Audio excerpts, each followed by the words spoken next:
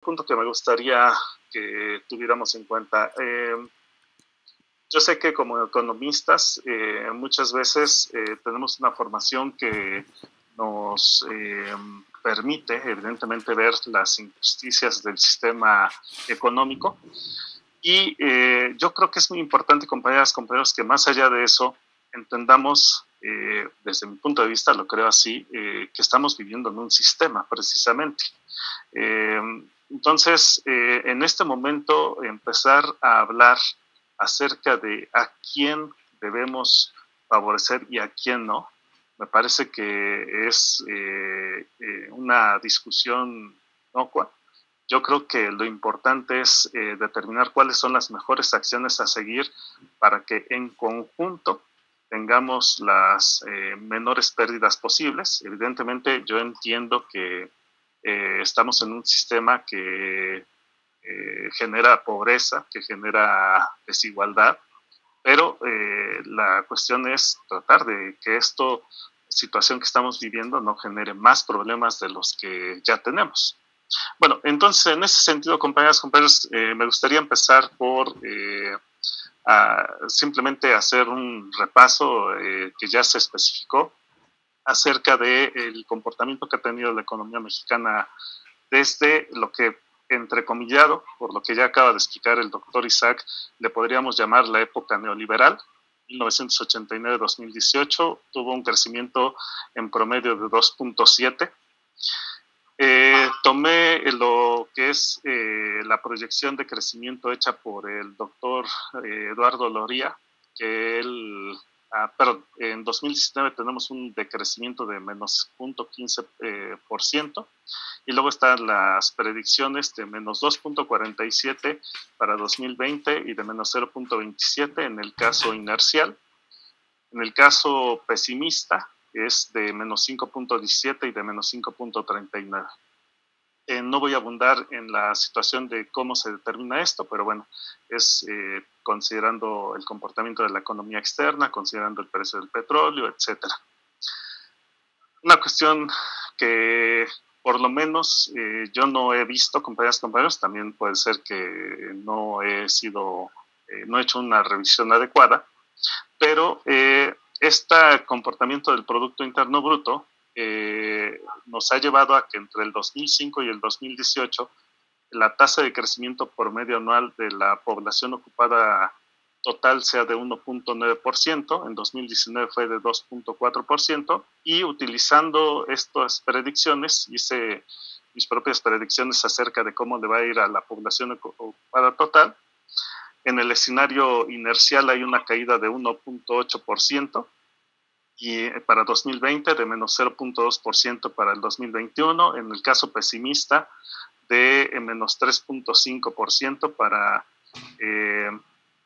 y en el caso para 2020 y en el 2020 de menos 2.1.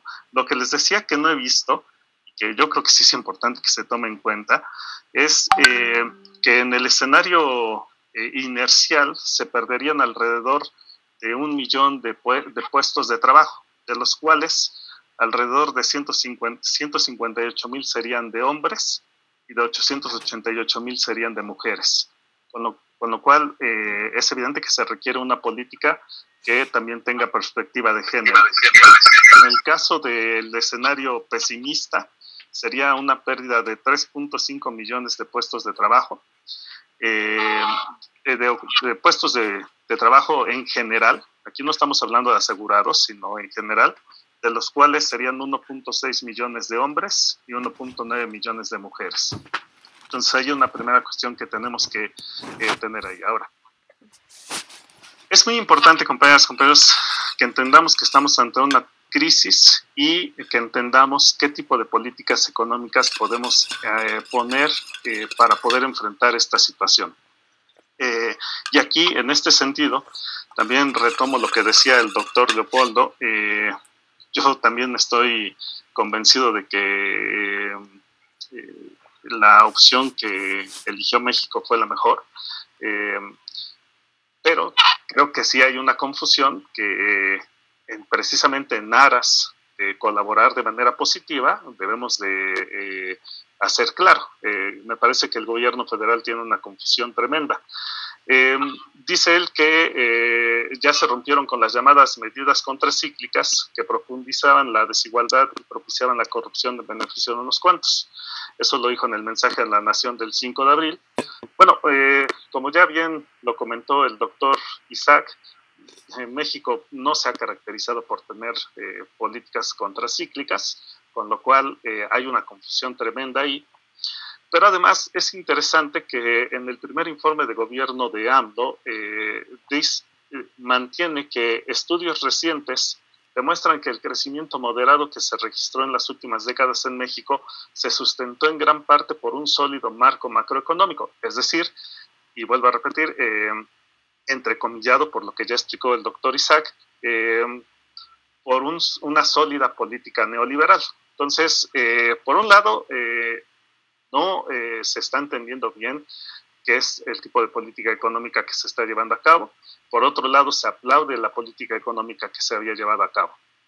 Ahora, precisamente una de las cuestiones que los economistas neoclásicos tienden a decir, compañeras y compañeros, es que las crisis son transitorias y que si liberalizamos los mercados y que si dejamos que el mercado funcione, pues las crisis simplemente pues van a ocurrir de manera transitoria y después se regresará a la tendencia normal de crecimiento. Bueno, quiero con estas gráficas mostrarles lo que nos ha pasado cuando hemos exhibido crisis económicas. Este es el efecto de la crisis económica de 1983.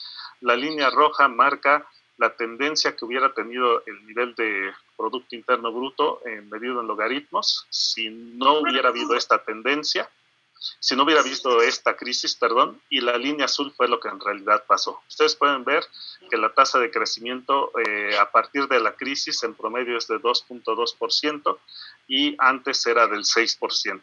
Aquí tenemos lo que sucedió con la crisis del 86, con la crisis del 95 y con la crisis del 2001. No voy a detenerme a explicar mucho acerca de la hipótesis que tengo de por qué razón. La única excepción que observamos en esta gráfica es precisamente la crisis del 95, en la cual, entrecomillado, la crisis fue una situación transitoria. Una situación transitoria, digo entrecomillado, porque nos tardó 5 años o más, 6 años, para regresar a la tendencia que teníamos. Pero el punto es que después de la crisis del 2001, otra vez se pierde la tendencia de crecimiento para entrar a una nueva tendencia más de crecimiento más bajo. Y esta es la última crisis que tenemos, la del 2009, en la cual la tendencia es a que otra vez el crecimiento cae debajo de la tendencia que llevamos. Con lo cual, las crisis, por un lado, no son transitorias y por otro lado, tienen efectos permanentes. Es muy importante que entendamos eso, porque eso nos va a llevar a tener una respuesta sensata de política económica. Ahora, yo no creo, compañeras, compañeros, yo no creo que Andrés Manuel haya hecho su declaración de que las políticas anticíclicas son neoliberales porque haya leído a Milton Friedman. Pero sí quise rescatar este texto, esta cita de Milton Friedman, porque me gustaría que ustedes vieran que lo que es una posible definición de política contracíclica de un economista neoclásico. Dice, la política fiscal amortigua los ciclos económicos, debemos de tener déficits públicos durante las recesiones y superávits públicos durante las expansiones. No se trata de enriquecer a nadie, no se trata de empobrecer a nadie. En efecto, puede haber diferentes efectos para los diferentes participantes en la economía. Simplemente es una mecánica de funcionamiento de la política económica. Cuando la economía está funcionando por abajo de su nivel potencial, en términos neoclásicos, pues la demanda agregada se estimula vía la política fiscal. Cuando la economía está por arriba del potencial, pues se utiliza el déficit fiscal para hacer lo contrario. En términos gráficos, esto es lo que se haría. La línea azul nos muestra el comportamiento hipotético del ingreso en ciclos, la línea naranja nos muestra el comportamiento hipotético de la tendencia de este nivel de ingreso, y simplemente, bueno, pues cuando hay expansiones se define un superávit fiscal, cuando hay depresiones se define un déficit fiscal. ¿Para qué? Pues precisamente para hacer que la demanda agregada se equilibre respecto de sus caídas y aumentos. Ahora, ¿hemos tenido o no hemos tenido políticas anticíclicas? Bueno, aquí está, en los puntos azules, ustedes pueden ver el balance público respecto de lo que es el coeficiente de utilización, es decir, el porcentaje del producto, de la capacidad productiva que en realidad se está utilizando en la economía. Y en el caso de los puntos anaranjados, pues es el déficit primario. Bueno, ustedes pueden ver que ni uno ni otro tiene una tendencia clara. Lo que se observa es que precisamente no hay una tendencia. El déficit más o menos, tanto el público como el privado, se ha mantenido constante en toda la llamada época neoliberal. Y entonces, pues es extraño observar que se aluda a una política neoliberal anticíclica cuando no se ha llevado a cabo, y que más bien se postule por seguir manteniendo una política de déficit cero. Aquí ustedes lo pueden ver, los mismos indicadores, pero ahora referenciados respecto de la tasa de crecimiento. Otra vez, no observamos una tendencia clara, más bien observamos la persistencia de un equilibrio fiscal que precisamente a lo que precisamente se alude en términos de una política muy restrictiva que no contribuye en nada a minorar las crisis ni a minorar los problemas cuando la economía está funcionando por arriba de su potencial. Aquí simplemente quería hacer patente respecto del paquete de recuperación económica que anunció Andrés Manuel. Esto está tomado de un economista que ha trabajado mucho acerca de estos datos, Samuel Ortiz. En términos del tiempo voy a dejarlo simplemente así, porque lo que me quiero concentrar es en esto, compañeras, compañeros. El punto, podríamos hablarlo de dos niveles. El primer punto es qué tipo de política necesitamos. Y eso está claro que necesitamos generar una política fiscal anticíclica. No seguir manteniendo el mismo comportamiento que se llevaba en los anteriores años, de tratar a toda costa de que el balance primario esté equilibrado.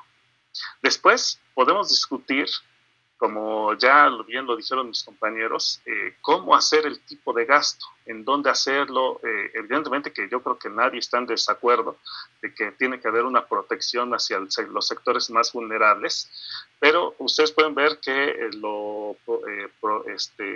los valores del balance primario que se esperan obtener por parte del gobierno federal en 2020 y en 2021, pues hacen sentido a lo que usualmente ha venido ocurriendo en los últimos años, desde la llamada época neoliberal.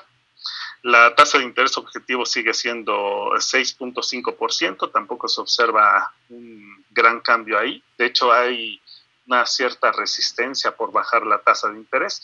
Yo, sinceramente, tengo mis dudas acerca de la efectividad de bajar la tasa de interés, pero en todo caso no existe tampoco un posicionamiento claro del Banco de México acerca de disminuir la tasa de interés. Ahora, muy rápidamente, compañeras, compañeros, simplemente estas ecuaciones que observan aquí es el desarrollo de este autor Pollack acerca de por qué tratar de mantener el déficit fiscal cero. No voy a detenerme mucho, ustedes pueden seguir visualmente las ecuaciones. Es el Producto Interno Bruto dividido por los componentes de la demanda, con lo cual se puede simplemente observar de manera contable que el ahorro total de la economía, SP, el ahorro privado, más el ahorro público, SQ, más el ahorro externo, ese asterisco, es igual a la inversión. Asumiendo, como hace Pollack, que el ahorro privado es igual a la inversión, el ahorro público más el ahorro externo tiene que ser igual a cero. ¿Qué quiere decir, compañeras y compañeros? Pues quiere decir que el déficit público es exactamente igual al déficit externo. Y entonces, un postulado por el cual se trata de que el déficit sea cero, pues es precisamente por el peligro de generar una balanza comercial deficitaria. También se dice que el déficit comercial puede generar inflación, que puede hacer que se incrementen las tasas de interés y que puede hacer que se incremente el servicio de la deuda, poniendo todo como una cuestión negativa. Es importante, compañeras y compañeros, que estos son fundamentos, repito, entrecomillado, neoliberales. Ahora, el coeficiente de correlación entre el ahorro externo y el ahorro público es de 0.10, es decir, no encontramos una correlación. El coeficiente de correlación entre el ahorro externo y el ahorro privado, ahí sí, es de menos 0.46, es decir, cuando dejamos de ahorrar, se observa un incremento del ahorro externo, es decir, en pocas palabras, compañeras y compañeros, cuando se incrementan sustancialmente nuestras importaciones, evidentemente tenemos que generar deuda externa. Y el ahorro privado con el ahorro público, ahí se ve una relación todavía más estrecha, negativa. Cuando el ahorro privado se incrementa, el ahorro público cae y viceversa. Es una correlación lineal, pero ustedes pueden observar que la correlación más fuerte está entre el ahorro privado y el ahorro público. Con lo cual, decir que generar un déficit va a llevarnos necesariamente a un déficit de balanza comercial, un déficit público, perdón, nos va a llevar necesariamente a un déficit de balanza comercial, pues la verdad es que no hay una evidencia tan sólida para poder decir eso. Ahora, que el déficit nos puede llevar a inflación, bueno, compañeras, compañeros, este es el coeficiente de utilización de nuestra economía. Ustedes pueden ver que en el 2019 el coeficiente de utilización fue del 90%. Podrían verlo como del 0.9 al 1, pues tenemos un 10% de margen de capacidad instalada ociosa en promedio en el país, con lo cual generar un déficit en este momento no debería de llevar a problemas de inflación, además de que creo que eso es bastante evidente, dada la caída de la demanda. Claro, aquí también hay que tomar en cuenta que no hay producción, pero eso será en el momento en el cual estamos en esta etapa de aislamiento social. Posteriormente, no se esperaría que el coeficiente de utilización cambiara sustancialmente. En el caso de la tasa de interés, ¿por qué pareciera o por qué se dice que va a aumentar la tasa de interés si hay un déficit? Bueno, porque hay una competencia por los fondos de ahorro. Ustedes ya observaron la correlación que el ahorro privado y el ahorro público tienden a comportarse de manera inversa, con lo cual tampoco uno podría pensar que debería de haber una competencia por el ahorro. Al contrario, pues, lo que podría pasar es que hubiera un déficit y que no necesariamente tuviera un efecto en la tasa de interés, dadas los comportamientos que ha habido entre el ahorro público y el ahorro privado. Entonces, compañeras y compañeros, en concreto, esta crisis no es transitoria, es una crisis que puede dejar un cambio permanente en el comportamiento del Producto Interno Bruto. Puede haber un efecto permanente en la destrucción del tejido productivo, lo cual es preocupante, querramos o no querramos, es preocupante. Como trabajadores y como empresarios eso es preocupante. Hay un efecto negativo sustancial en los puestos de trabajo. En el caso de las mujeres es particularmente grave la situación. Entonces necesitamos que haya una política contracíclica que haga que esto, si bien no se elimine por completo, pero que por lo menos los efectos sean menores.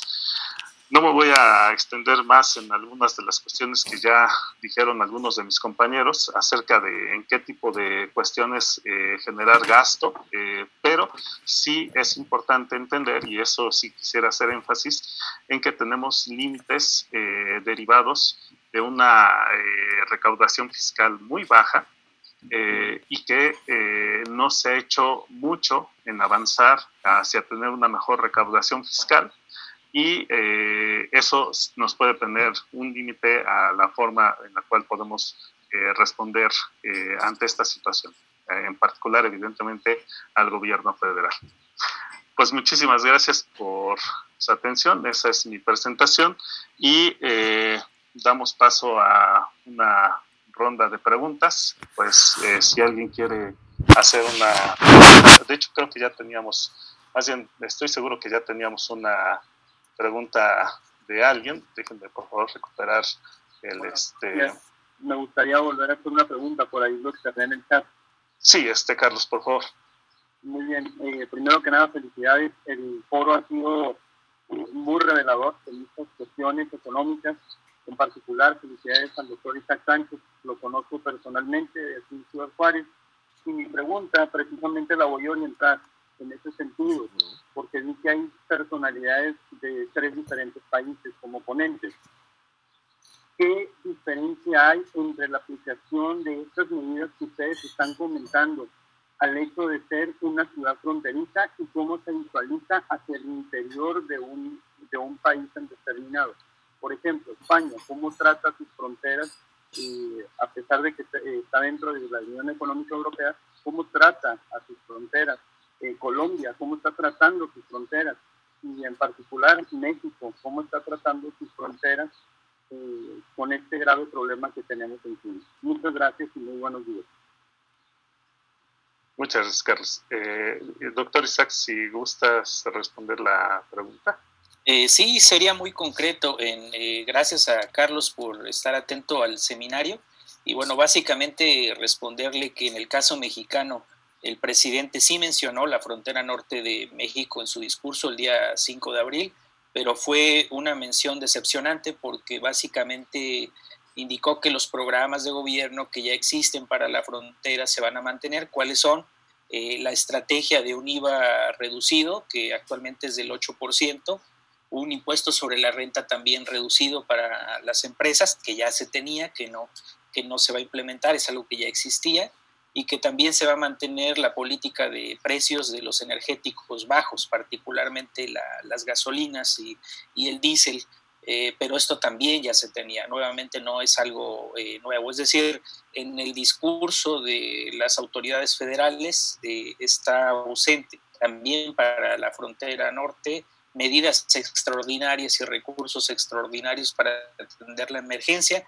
Máxime que les informo al resto de los compañeros y los participantes, Ciudad Juárez es una ciudad muy particular y peculiar en el mundo, porque es una frontera, ya sabemos, compartida México-Estados Unidos, pero que el 65% de su Producto Interno Bruto está directamente explicado por la industria manufacturera de exportación.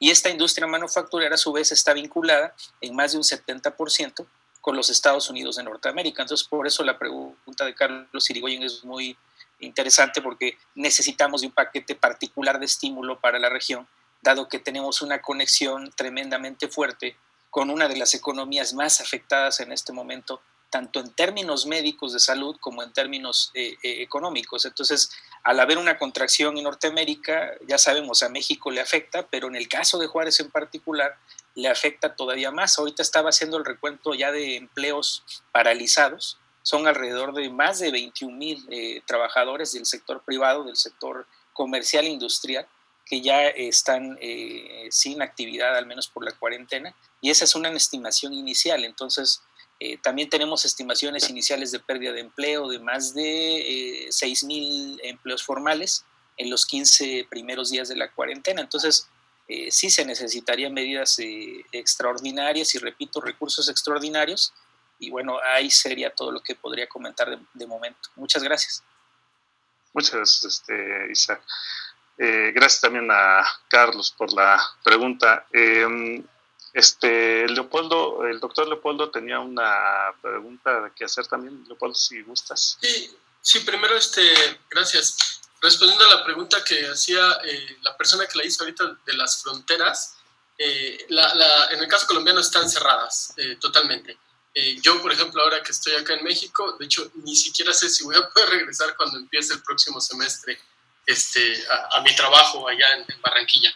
Si ustedes creen, por cierto, que la relación entre la frontera de México con Estados Unidos es compleja, créanme que la relación de Colombia con Venezuela es doblemente compleja. Están rotas las relaciones, han estado como al borde de una guerra, bueno, tanto como al borde de una guerra no, pero cerca ya en varias ocasiones. Pasan cosas como a veces medio como de ciencia ficción. Un ejemplo, hay una ex congresista colombiana condenada por corrupción que huye a Venezuela y está ya detenida por el gobierno de Maduro, y el gobierno colombiano la pide en extradición, no al gobierno de Maduro, sino a Juan Guaidó. O sea, unas cosas extrañísimas. Resumen, está cerrada totalmente las fronteras de Colombia en este momento. Bueno, ahora yo sí quiero hacer un comentario, pregunta para todos las y los panelistas, que es un tanto polémico, deliberadamente. Creo que ninguno estamos en desacuerdo en que se necesitan políticas contracíclicas. Creemos, por cierto, la mayoría que sí usó equivocadamente el término Andrés Manuel López Obrador. Creo que, por cierto, lo que él tiene en su cabeza cuando dice que las políticas contracíclicas han fomentado más desigualdad y despojo, se refiere yo creo que tiene en su cabeza el FOBAPROA, ¿no? En el cual creería yo que tiene razón, nada más que yo no la vería esa como una política contracíclica. Pero en fin, no creo que estemos nadie en desacuerdo en que se necesitan políticas contracíclicas. Creo que más bien lo que sí estamos en desacuerdo, se alcanza a ver, es en qué políticas contracíclicas, ¿no? Hace rato surgía allí el debate, y yo sí quiero darlo, y no creo que sea un debate que no nos lleve a ningún lado. Creo que más bien sí lleva a algún lado, y no darlo puede no llevarnos a ningún lado, de si, por ejemplo, se va a rescatar a las empresas. Creo que esta dicotomía de creer que rescatar a las empresas es para rescatar el empleo es una tesis falsa, por dos razones. Primera, porque a la larga, si tú salvas a las empresas en un contexto de crisis por el supuesto argumento de salvar el empleo, solo estás sembrando las simientes de que se pierda más empleo en el futuro. ¿Cuántos empleos se perdieron con la gran recesión del 2008 y en adelante? Le podemos preguntar quizás al colega español cuántos empleos se perdieron en España.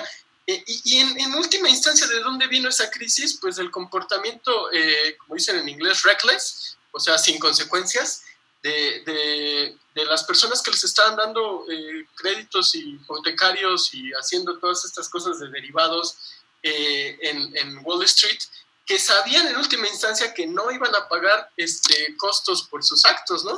Al final, además, mucho del salvamento de Barack Obama, por cierto, cosa triste que no cumplió su promesa de campaña, que es que iba a hacer justicia y iban a pagar los responsables de la crisis lo que hicieron. Al final no solo rescató a las empresas, sino hasta rescató a los propios ejecutivos, ¿no? Se llevaron unos bonos espectaculares, los mismos que crearon la crisis. Y entonces rescatar a las empresas, rescatar a estos ejecutivos, pues solo sembró las semillas de más desempleo. Eso por una parte, por lo que creo que es falso que salvar a las empresas está salvando empleos. Creo que a la larga está creando más desempleo. Pero además, pues si ya se trata de salvar el empleo, pues por ejemplo en el caso concreto que mencionaba un ponente de pagar la nómina de Volkswagen ahí en Puebla. Bueno, si ya ese era el caso, pues ¿por qué no darle la transferencia directa a las y los trabajadores? ¿Por qué no crear pymes? No creo que sea para nada un debate que no lleva a ningún lado, cómo debe ser la política contracíclica. Creo que de hecho es la parte más importante del debate. Gracias, Leopoldo. Pero no había entendido que la pregunta era para todos. En aras del tiempo, y sobre todo porque, bueno, Leopoldo acaba de decir de Colombia, Isaac ya nos comentó acerca de la frontera de nosotros. No sé, el doctor Jesús, si quisieras comentar algo acerca de la pregunta anterior acerca de las fronteras. Sí, mira, en relación con el movimiento hay que distinguir dos tipos de movimientos, el de personas y lo que está ocurriendo en España y en el resto de Europa, y el de mercancías. En España lo que hay que tener en cuenta es que los movimientos de personas están total y absolutamente un poco prohibidos. ¿Qué quiere decir esto? Esto quiere decir que lo único que podemos salir a la calle es para hacer ciertas actividades básicas, que es compra básicamente alimentación, ir al médico. Los que tenemos perro en algunos sitios nos restringen el salir al entorno más cercano, 100, 200 metros de casa, y los desplazamientos por motivos laborales. Todo el resto de desplazamientos internos dentro de España durante el periodo de alarma están total y absolutamente prohibidos. De hecho, hay controles permanentes y masivos policiales, incluso del ejército, a nivel urbano y interurbano para evitar esos desplazamientos. Los únicos que, llevando el terreno concreto de las zonas transfronterizas, la frontera, por ejemplo, las zonas que hay con Francia, que sería el caso similar, lo que está terminantemente prohibido prácticamente todos los países europeos, lo que han cerrado son las fronteras a la circulación de personas.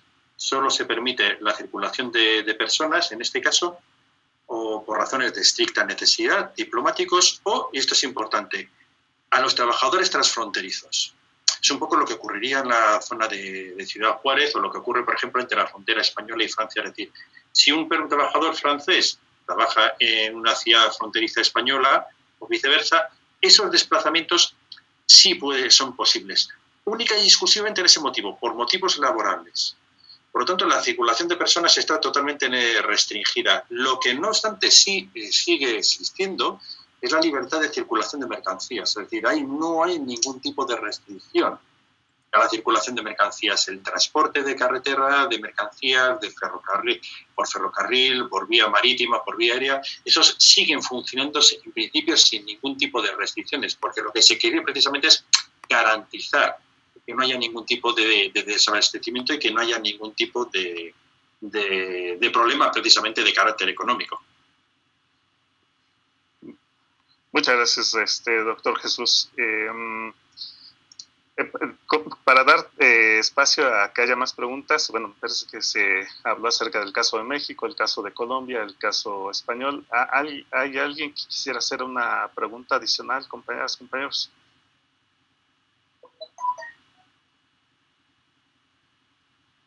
¿Nadie más? Sí, Alberto, sí. Una pregunta adicional. Sí. Para Alberto y para Ferreiro. Sí. Si tomamos en cuenta que es verdad lo que nos ha platicado China, de que lograron superar la crisis sanitaria, digamos, en 3 meses, ¿sí? Vámonos al extremo de que Europa y América y Asia misma, pudieran más o menos superar esto en 6 meses. Vamos pensando ese escenario, o un poquito más. Me llama mucho la atención de la exposición de Alberto y de Ferreiro la posibilidad de que esta crisis transitoria y temporal pudiera convertirse en una crisis estructural y permanente. Entonces, me gustaría que ambos argumentaran más sobre esto, porque está este antecedente que, vamos, yo tengo muchos problemas con los datos de China, pero bueno, vamos a dar por bueno que ya medio lograron superar ahí su circunstancia. Entonces, ¿cómo pasamos de una crisis temporal y transitoria a una crisis de carácter estructural? Muchas gracias, Juan. Doctor Jesús, ¿te gustas responder primero? Bueno, yo creo que la respuesta es muy sencilla. Es que todo depende de que nos creamos los datos chinos. Yo creo que prácticamente hoy en día hay un consenso bastante generalizado, ya no solo entre la comunidad económica, sino entre la comunidad científica, de que los datos de China no son ciertos, no son reales, es que son imposibles.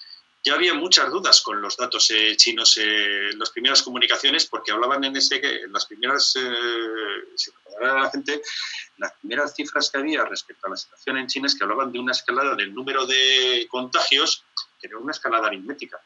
Sí, prácticamente todos los en China los contagios aumentaban siempre en la misma cantidad, incluso las muertes, la misma cantidad en los mismos días. Luego pasaron a una progresión un poco más acelerada.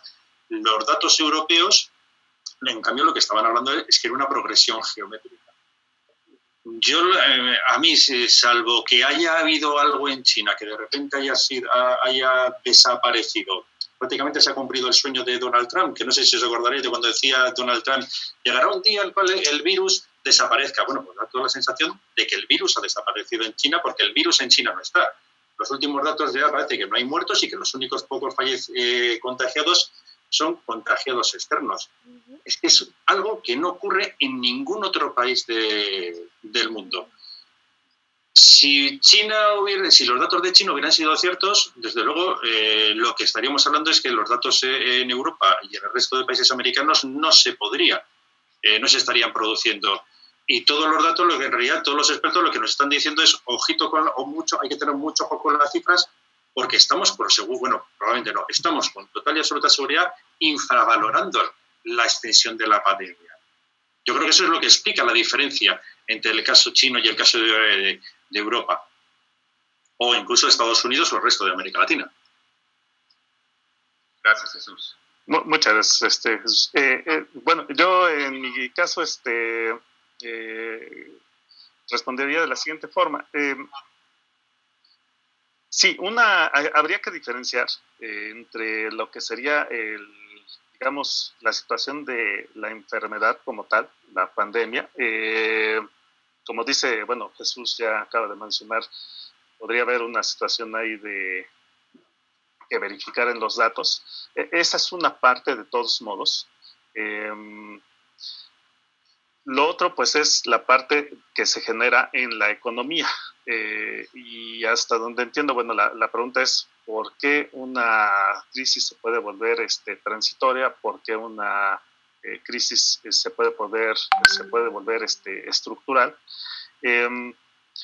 Lo que yo creo es que precisamente en el caso de México, las crisis han hecho cambios estructurales en la tendencia de crecimiento precisamente porque no se ha hecho nada para contener las crisis. Nada en términos de lo que sería una respuesta de política anticíclica. Hay varias teorías que nos hablan acerca de precisamente la memoria que tiene el comportamiento de los inversionistas y cómo cuando a un sector de la economía le va mal, hay una caída en el nivel de producción, en el nivel de inversión, por diversos motivos, por ejemplo, pérdida de productividad, cambios en las productividades relativas con otros sectores, etcétera, puede generar entonces un cambio estructural. En el caso de China, en la parte que tiene que ver con la economía, me parece a mí que, por un lado, no hay una evidencia tan fuerte de una crisis como la que nosotros hemos vivido en los últimos años para ellos. Pero en el caso de nosotros, pues es parte precisamente de la falta de respuesta por parte de los gobiernos que ha habido para poder hacer frente a estos cambios estructurales que se pueden generar a partir de la crisis. Y una cuestión aquí, no sé, siquiera Carlos, que la verdad me da mucho gusto saber que está aquí en el foro, ha hecho un comentario aquí un poco largo en el chat. No sé, Carlos, si quisieras hacer algún comentario, y antes, perdón, Juan, esa sería mi respuesta, Juan. Gracias a los dos. Y Carlos, no sé si quisieras comentar algo.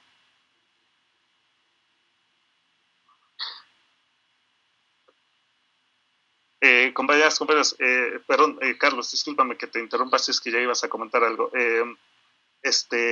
La sesión estaba programada para terminar 1:30, son 1:29. No es la primera vez que hago un evento así con Zoom. No estoy muy seguro si 1:30 va a terminar o si nos va a permitir continuar. En todo caso, me adelanto a darles las gracias a todos, a decirles que ha sido muy interesante las presentaciones. En la medida de lo posible las vamos a compartir. Les agradezco a todos los expositores sus interesantes opiniones y por supuesto que estoy de acuerdo en que se debe de revisar de manera muy clara en la forma en la cual se pueden generar las políticas anticíclicas. Eso es completamente cierto. Y bueno, pues si por alguna razón se llegara a apagar la reunión, pues vuelvo a decir muchas gracias a todos. Alguien que quisiera hacer una pregunta. Miren, ya son 1:30 y no pasó nada. Creo que todos seguimos. No sé si alguien quiera dar alguna última pregunta o alguna última reflexión.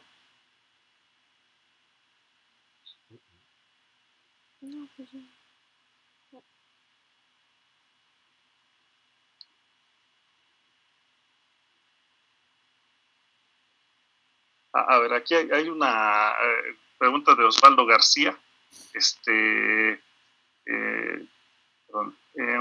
Para el doctor Isaac, en su propuesta de redirigir el gasto público de los proyectos como el Tren Maya y el aeropuerto, ¿qué opinión tiene respecto a la inversión que se le está dando a Pemex? Si vería factible también redirigir esa inversión. No sé, Isaac, doctor Isaac, si quisiera dar alguna respuesta. Sí, con gusto. Mira, Osvaldo García, lo que ocurre es que el proyecto de fortalecer el gasto de gobierno en el sector energético no es quizás la mejor opción, particularmente el modelo que se decidió, que fue el crear una nueva refinería. Con un compañero de la Universidad La Salle que se llama Martín Fleck, a quien debo dar crédito, elaboramos un artículo que mandamos al trimestre económico, está en dictamen, y ahí básicamente estimamos el grado de capacidad utilizada de las 6 refinerías existentes hasta antes de la construcción de Dos Bocas, del inicio de la construcción de Dos Bocas, y básicamente lo que encontrábamos es que las 6 refinerías operan por debajo de su capacidad, es decir, sería mucho más rentable invertir en el mantenimiento y modernización de las 6 refinerías existentes que crear una nueva. La creación de una nueva refinería es básicamente una idea un tanto carente de sustento, no es factible económicamente, pero bueno, hay una razón política detrás de la decisión y en eso ya no podemos decir mucho. Yo lo que la presentación decía es que esa obra de Dos Bocas sí se tiene que dejar al margen de manera temporal para utilizar los recursos en programas públicos de acciones de gobierno concretas. Y alguien por ahí en el chat también decía que esas actividades que yo mencionaba no son federales, sino son municipales, y tiene toda la razón. Yo a lo que me refiero es que precisamente para que las puedan llevar a cabo los gobiernos municipales, pues requieren de la transferencia de recursos federales. Recursos que ahorita, por cierto, ya me he puesto a pensar porque ya varios compañeros, el doctor Juan Alberto lo mencionó enfáticamente, que puede haber restricciones en la cantidad de recursos públicos disponibles para llevar a cabo un programa de emergencia económica. Y me acordé, doctor Juan Alberto, y a los demás compañeros, que el BID, ayer justo estaba terminando de leer el documento que publicó, que se llama algo así como programas para atender políticas para atender la pandemia, y mencionaba que se tiene que cuidar precisamente la parte fiscal porque partimos de un escenario donde no tenemos suficiente fortaleza en algunos países de América Latina, particularmente México. Entonces, quizás, queriendo entender al presidente, quizás él no lanzó el programa emergente concreto con recursos extraordinarios porque no hay las condiciones para hacerlo.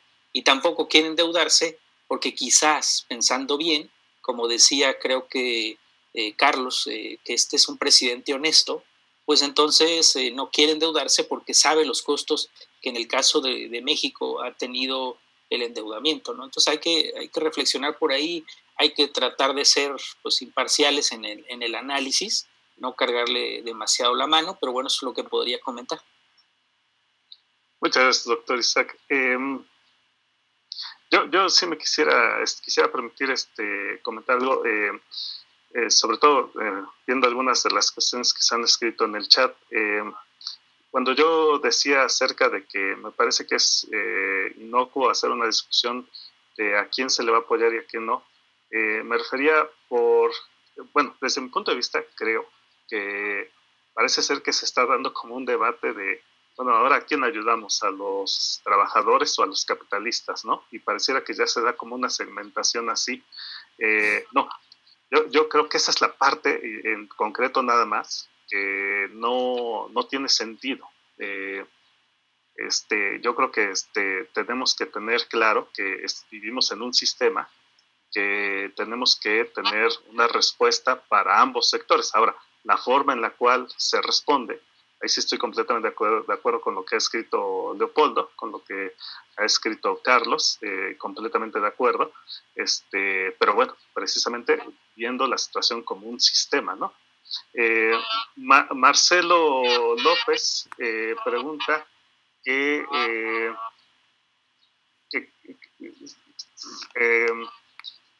si en México aparentemente tomó medidas de distanciamiento social antes que, por ejemplo, España e Italia. No sé, Marcelo López, ¿gustas mencionar a alguien en particular a quien le quisieras hacer la pregunta?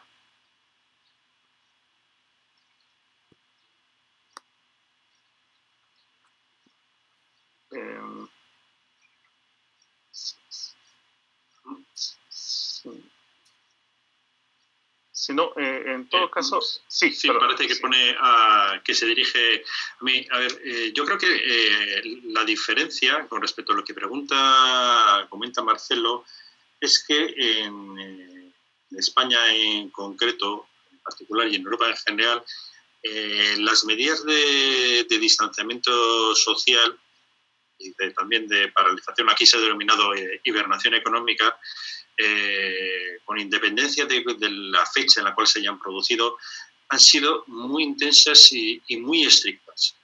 Es decir, muy estrictas en el sentido de que no han sido solo meras declaraciones de intenciones, meras recomendaciones, sino que se han puesto todos los medios posibles y disponibles en manos de las autoridades para obligar precisamente a cumplirlo. Un ejemplo, por ejemplo, tenemos simplemente donde yo vivo en Bilbao, los primeros días de las medidas de confinamiento, cuando se inicia el estado de alarma, había patrullas continuas, por ejemplo, por parte de vehículos policiales, en los cuales iban recomendando, sugiriendo a la gente que se quedara en casa. Los primeros días eran días de incumplimiento bastante laxo. Iban avisando, por ejemplo, mediante el sistema de los megáfonos, avisando a la gente que estaba andando por la calle que tenía que ir a casa, que no iba a ir a casa. Al cabo del segundo o tercer día, ya lo que se dedicaron es precisamente a sancionar monetariamente con multas muy elevadas y en algunos casos con penas de cárcel a las personas que estaban incumpliendo. Eso quiere decir que, por lo tanto, el grado de cumplimiento ha sido muy, muy, muy alto. Pero además es que es un grado de unas medidas de confinamiento que, tal y como comentaba, es que aparte de ser muy intensas, muy estrictas, están siendo muy prolongadas en el tiempo. Nosotros llevamos ya un mes con una declaración de estado de alarma y de medidas de distanciamiento, y el presidente, aunque se va a ampliar la prórroga hasta el día 26, el presidente del gobierno ya ha anunciado que esas medidas de distanciamiento se van a mantener en el tiempo. Va a haber nuevas prórrogas en el estado de alarma que se irán modulando en función de cómo vaya evolucionando la situación sanitaria. Lo cual quiere decir, por eso comentaba, es un poco la respuesta que dábamos antes. ¿Por qué tienen en este caso estas medidas de efecto sobre la oferta? Porque las medidas no es una cuestión transitoria. Esto es como bien comentaba antes, parafraseando lo que decía Juan Alberto, no es una crisis o un ciclo económico normal.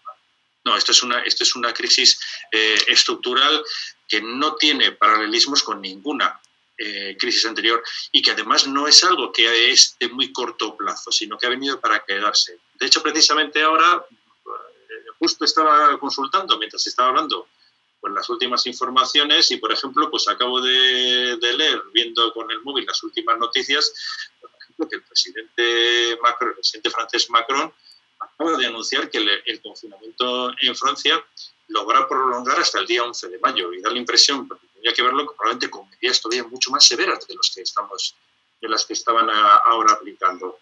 De ahí que evidentemente esta crisis por eso va a tener un efecto tan severo, tan fuerte, tan importante sobre el lado de la oferta. ¿Por qué? Porque no es una crisis normal en la cual las empresas se enfrenten, hablando antes del rescate de compras, a una situación en la cual puedan tener pérdidas en algunos casos de problemas de rentabilidad o problemas de liquidez. Es que vamos a encontrarnos en una situación en la cual buena parte del tejido productivo va a estar completa y absolutamente paralizado durante meses. Y lo que sabemos es que una parte de ese tejido productivo va a ser imposible que se recupere, que vuelva a abrir. Simplemente lo que van a hacer es desaparecer. Por eso vamos a tener un efecto de segunda y de tercera hora muy fuerte sobre la demanda, porque no hay capacidad de gasto. En este momento no hay capacidad apenas de gastar.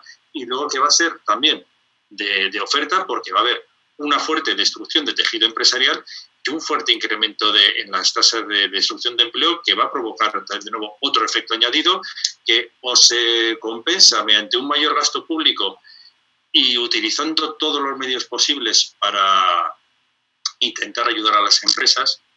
Probablemente la economía más liberal en este sentido es la europea, y la Unión Europea lo que ha tomado la decisión, como ya comenté anteriormente, es que todas las normativas relativas, por ejemplo, a todas las consideraciones legales, que son ilegales, de ayudas de Estado, de ayudas a empresas, van a quedar totalmente eliminadas.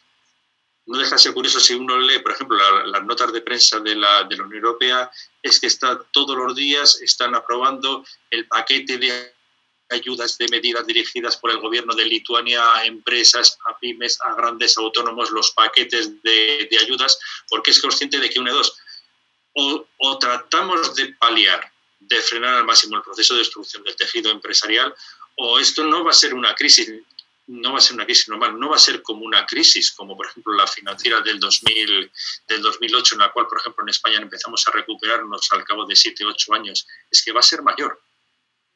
Simplemente os pongo una cifra, aunque sé que me estoy extendiendo, cuando se hablaba del efecto sobre el empleo. En España, durante la crisis que empezamos nosotros un poco más tarde, a partir del año 2008 o 2009, perdimos alrededor de 2 o 3 millones de puestos de trabajo. Hoy en día podemos estar hablando de que desde que se han tomado las medidas de restricción, en un mes, en menos de un mes, el efecto sobre el número de personas afectadas, podemos estar hablando de 3-4 millones de personas. En España, en el 2008, en 3-4 meses, a partir del inicio del verano de la crisis, se destruyeron 600.000 puestos, 700.000 puestos de trabajo. En el mes de marzo, en 19 días, perdimos 900.000 puestos de trabajo. Es decir, es una crisis que el problema no es una crisis como normal, de comida normal, que va surgiendo a una velocidad más o menos de crucero. No, es que es una crisis que de repente nos ha embestido como si fuera un meteorito y con una velocidad a la hora de generar esos efectos que es imposible de contener, a no ser que utilicemos todas las baterías de medidas y de instrumentos a nuestra disposición. Muchas gracias, doctor Jesús. Doctor Adolfo Herrera, hay una pregunta, no sé si la leyó, pero bueno, dice, dada la tendencia del precio del dólar y de la postura del Banco de México, ¿hay alguna forma de salir ganando mediante la adquisición de deuda, o en todos los escenarios la deuda simplemente nos ayudaría para contener un poco la recesión? No sé si gusta dar una respuesta, doctor Herrera. También es para el doctor Isaac. No sé si ahí me ven. ¿Es tu videoclase? Sí, estamos escuchando, doctor. Okay. Bueno, con respecto a la pregunta de Irving, yo creo que la adquisición de deuda simplemente nos va a ayudar a atenuar, ¿no?, el efecto de recesión y este efecto de crisis. No creo que nos ayude a mejorar las condiciones o que salgamos ganando, sino al contrario, va a ser solamente de atenuar el efecto. Quisiera retomar el comentario anterior. Perdón, Irving, no sé si te contesté, pero quisiera tomar el comentario anterior Cuando estábamos hablando de lo sucedido en Puebla con Volkswagen, quiero también más o menos meter el contexto. En Puebla pasó esto a nivel nacional con el presidente Felipe Calderón, no sé si se acuerdan algunos de ustedes. Hizo un programa también de salvamento para la industria automotriz. No sé si lo recuerdan. Creo que lo llamaron el programa de chatarrización, que el objetivo era tratar de apoyar al sector industrial automotriz. Como ya lo comentaron en una presentación anterior, uno de los ponentes decía, de la industria manufacturera es una de las industrias más importantes que tenemos, y por eso se metieron a salvarlos. Con esto yo no quiero decir que sea la única política o que esté bien o esté mal. Simplemente se tomó la decisión de hacer este tipo de decisión económica con el objetivo de atenuar el efecto que se estaba teniendo. Yo he revisado algunas cifras en cuestión de la industria automotriz.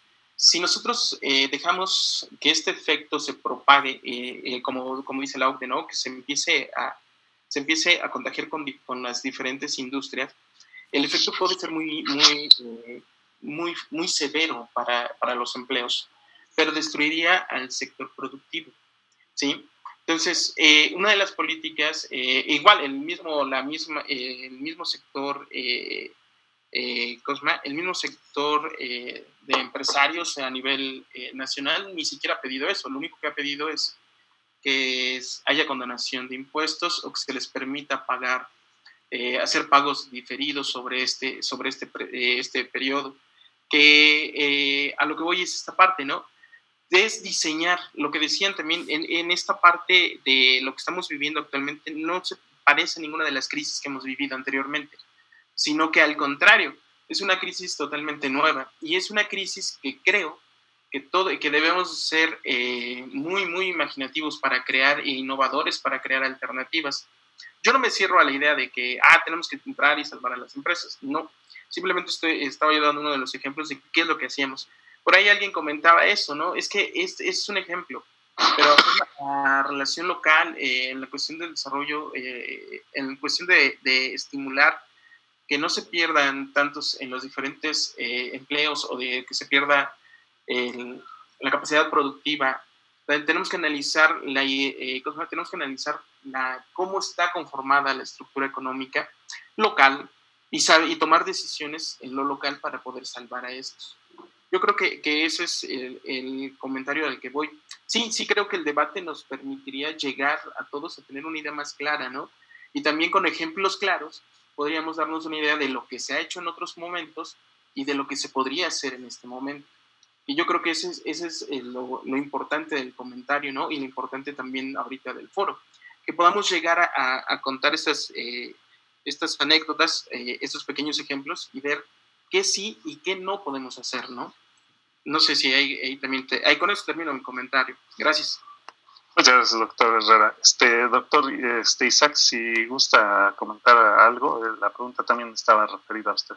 Sí, seguro, sería muy rápida. Me parece que en un mundo ideal, en un mundo hipotético o romántico, pues efectivamente la deuda sí sería un instrumento que debería de utilizarse, porque sobre todo si se sigue la regla de oro. La regla de oro de las finanzas públicas es que hay que endeudarse para gastar en inversión, y para que con esa inversión haya crecimiento, empleo, se generan ingresos y se retorna lo que se pidió prestado.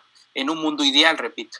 Pero en el mundo real, por eso lo hacía con un tono un tanto sarcástico, en el caso mexicano, el presidente dice que la corrupción a partir de su llegada se ha reducido, pero todos sabemos que esto no es real, que la corrupción sigue ahí. Quizás él no es corrupto, pero quienes trabajan con él sí lo son. Y creo que en Puebla lo sabe muy bien, porque pues, hay un funcionario de ahí que fue gobernador del estado de Puebla, que todos sabemos que es uno de los máximos representantes de la corrupción. Entonces, en ese sentido, endeudarse, ahí le daría la razón al presidente, podría tener un costo a mediano y a largo plazo, porque pasaría lo que dice el doctor Juan Alberto en sus gráficas, que se magnificaría el efecto negativo de la emergencia provocada por esta pandemia. La verdad que estamos en una situación muy complicada, porque todos queremos cosas buenas, acciones emergentes, extraordinarias, que ayudarían a aliviar el problema, pero sabemos que en nuestros países, en México en particular, tenemos problemas estructurales severos, de corrupción, de malos manejos, de desvíos, y pues eso en este momento no nos ayuda, ¿no? Y entonces hace que estos escenarios se vuelvan todavía mucho más caóticos y que por lo tanto, pues la verdad es que, por eso les decía, yo no tengo escenarios optimistas, yo creo que se viene lo peor, es decir, vamos a tener que estar hablando a finales del año, principios del siguiente, en un foro como este, sobre ya los costos, ya los números de lo que ha costado la falta de acción o las acciones erróneas en materia de política económica. Me parece que eso es lo que vamos a ver. Y pues es triste para, como bien decían ustedes, para quienes menos tienen, porque habrá algunos que podamos de cierta forma salvar este escenario crítico, pero hay un grupo muy grande, sobre todo los que el Coneval identifica como vulnerables, que seguramente esos de vulnerables, de gente en posición de riesgo, pasa directamente a las filas de personas en situación de pobreza. Entonces es algo que podría mencionar. Muchísimas gracias, doctor Isaac. Compañeros, les pido su comprensión, vamos a dejarlo aquí. De cualquier forma, solicito a los compañeros que expusieron, si nos hacen favor de permitirnos, que me pasen sus presentaciones por correo, y a su vez yo ya tengo una lista de correos que generó precisamente la plataforma Zoom, la enviaría a los participantes. También, si todos